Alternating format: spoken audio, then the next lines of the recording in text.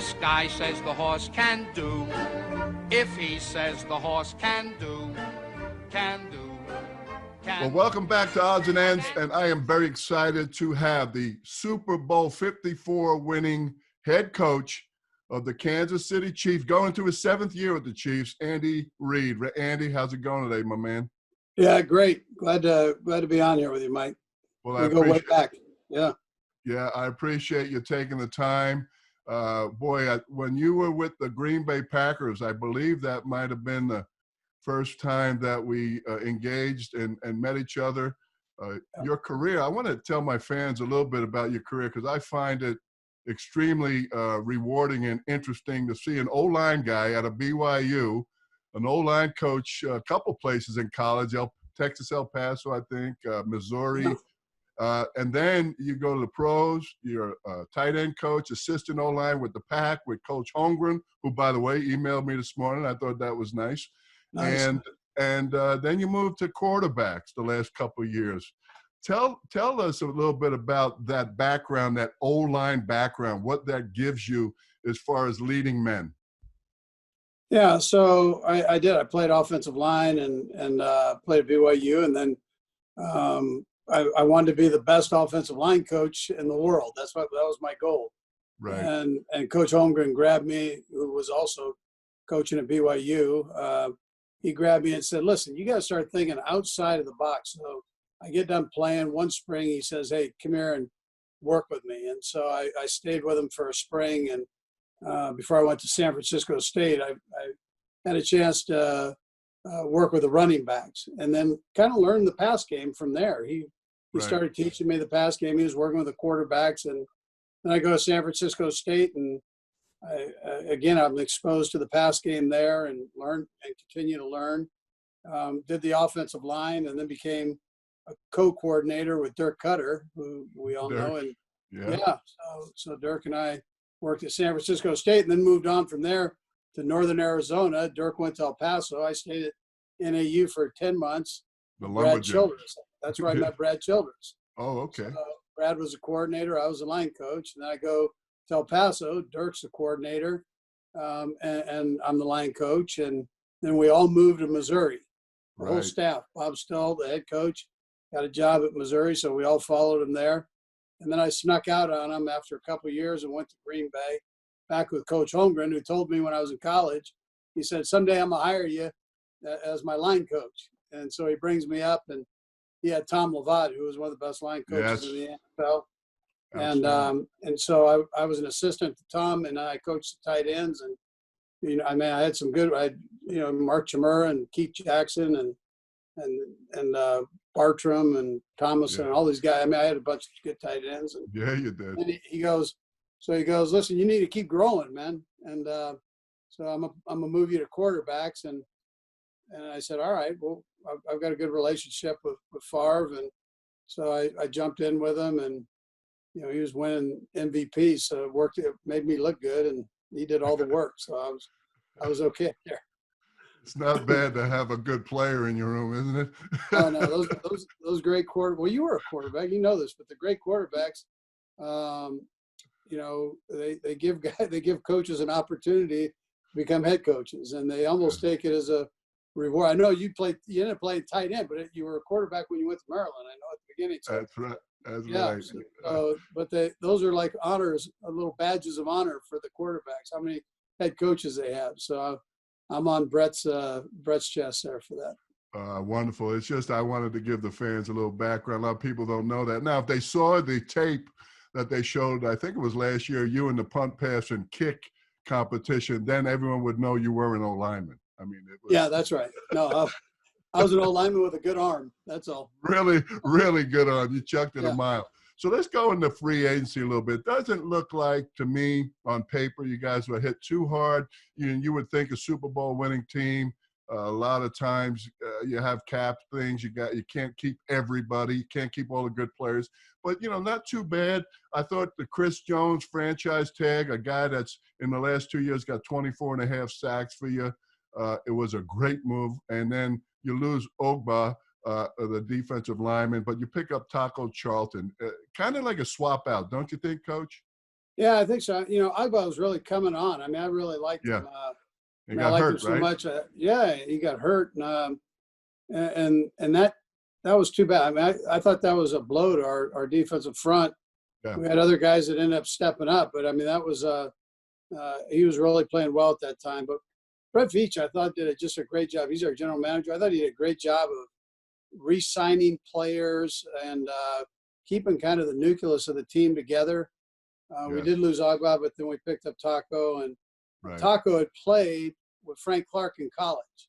Okay, So good. they were teammates at Yeah. Michigan. So I think those two coming back together, I think that'll be a good comfort for Taco, having Frank there, somebody he knows, and listen, I mean, he was a #1 pick, and Right. he has an opportunity here with a good football team to jump in and work.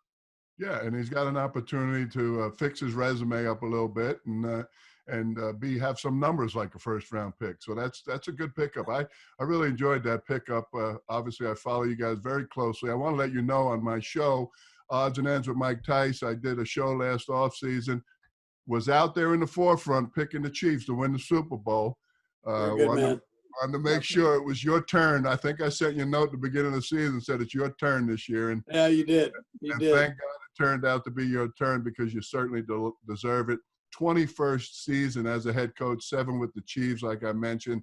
What a tremendous career. What a tremendous head coach. Guys want to play for you. You can just tell guys' body language on the sideline or when they're getting interviewed. Guys want to play for Andy Reid, and that's just a tribute to you and what you've done with your career, Coach. And let's talk a little bit about the draft. The one kid that I really like that sticks out of your draft class is Edwards Hilaire. I believe that's how you say it, out of LSU.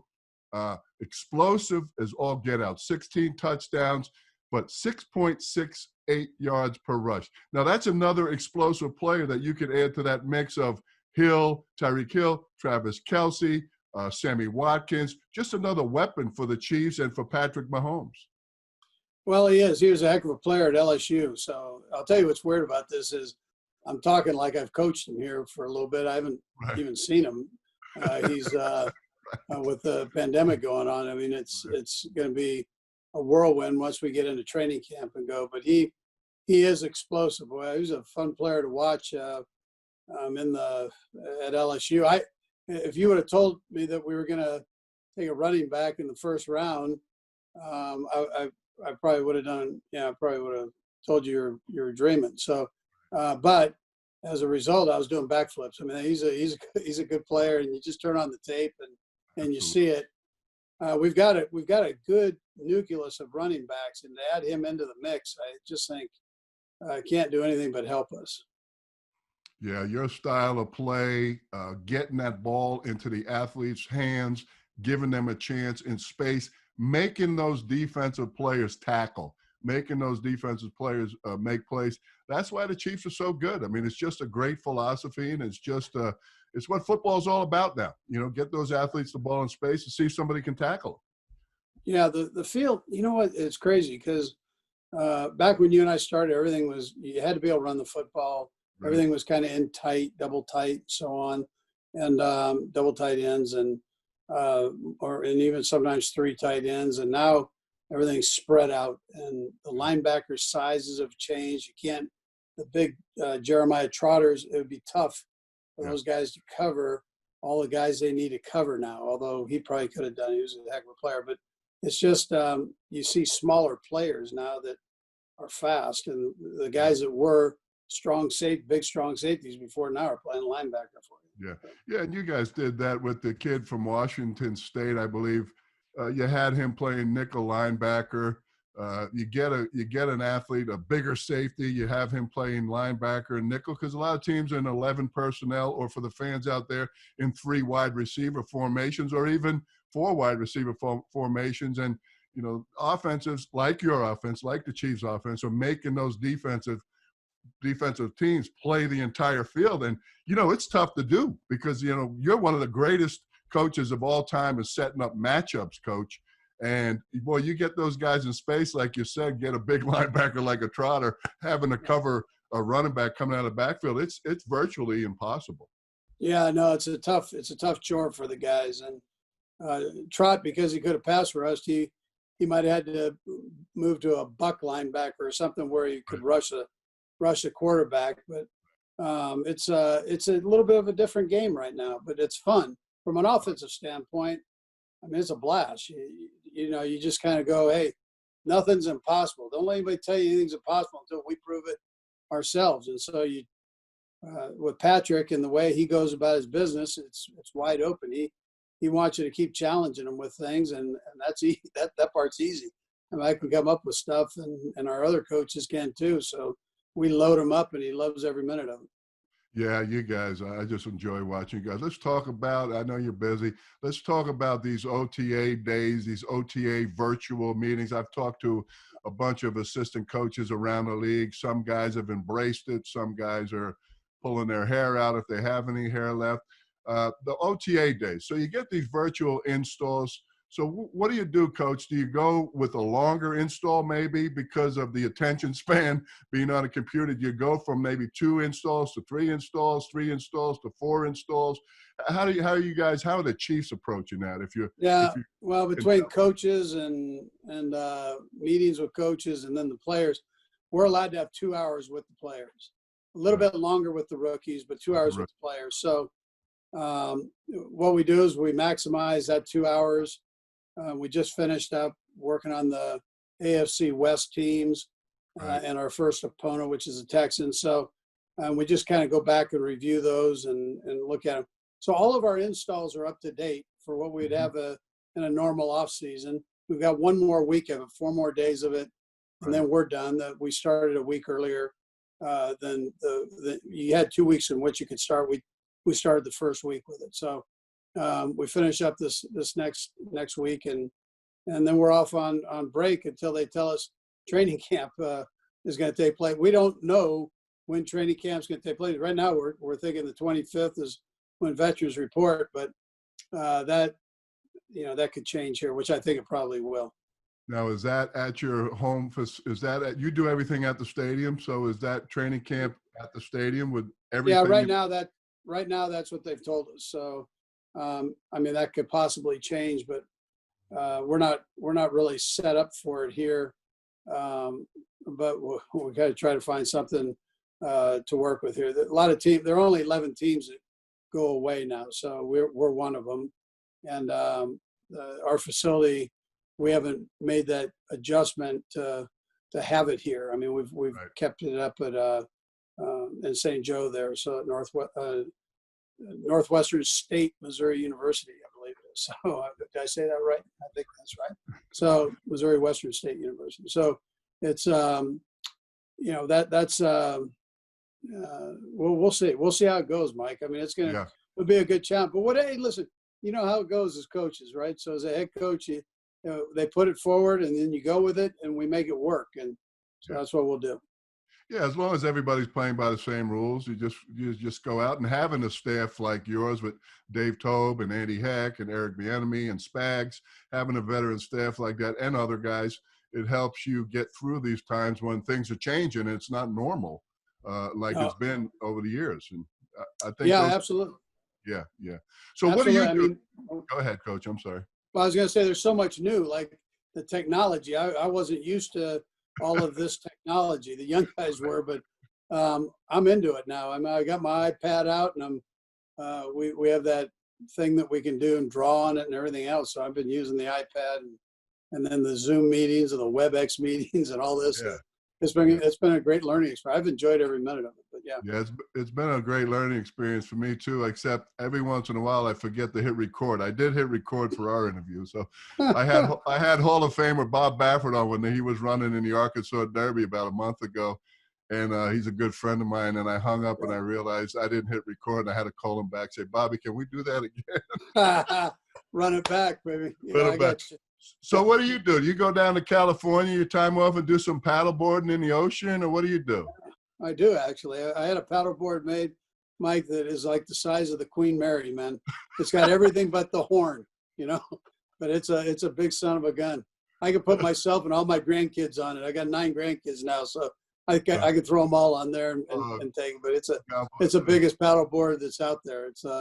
But I So do. I go to California. Yeah. Yeah, Diane wanted me to ask you if because I told her I was going to ask that question. She wanted to know: are you standing or are you sitting on the or kneeling on the paddleboard? No, I stand. I'm afraid that I'm gonna fall in the water and won't be able to get back on it. So I told the guy, I said, listen, I need a board. When you make it, I need a board. When I stand on it, it doesn't sink an inch, man. I mean, it is complete buoyancy on top of the water. So that's where I'm at. Yeah. Well, shoot, I know you got a week left, man. I really appreciate you coming on. As you know, huge fan of yours. Broncos, Raiders, and Chargers are getting better.